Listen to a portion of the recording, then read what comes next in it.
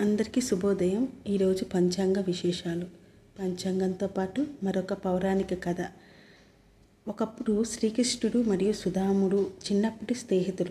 ఇద్దరు కలిసి గురుకులంలో చదివారు. కాలం గడిచింది. శ్రీకృష్ణుడు ద్వారకా రాజుగా మారాడు. కానీ సుధాముడు మాత్రం చాలా పేదవాడిగా జీవించేవాడు. ఒకరోజు సుధాముడి భార్య చెప్పింది, నీ స్నేహితుడిని శ్రీకృష్ణుని కలువు, మన పరిస్థితి చెప్పు అని. సుధాముడు చాలా సంతోషంగా కొద్దిగా అటుకులు తీసుకొని ద్వారకకు వెళ్ళాడు. సుధాముడు వచ్చిన వెంటనే శ్రీకృష్ణుడు ఎంతో ఆనందపడ్డాడు. అతను చూసి పరిగెత్తుకుంటూ వెళ్ళి ఆలింగనం చేసుకున్నాడు. రాజు అయినా కూడా తన స్నేహితుడిని ఎంతో గౌరవించాడు.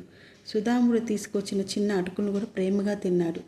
సుధాముడు తన కష్టాలు చెప్పడానికి చాలా సంకోచించాడు. అతను ఏమీ అడగలేదు. కానీ శ్రీకృష్ణుడు తన స్నేహితుని మనసుని అర్థం చేసుకున్నాడు. సుధాముడు ఇంటికి తిరిగి వెళ్ళేటప్పుడు అతని చిన్న గుడిసె ఒక పెద్ద అందమైన ఇల్లుగా మారింది. అతని సంపద సుఖాలు అన్నీ వచ్చాయి. కానీ సుధాముడు మాత్రం ఎప్పుడూ వినమ్రంగానే ఉన్నాడు.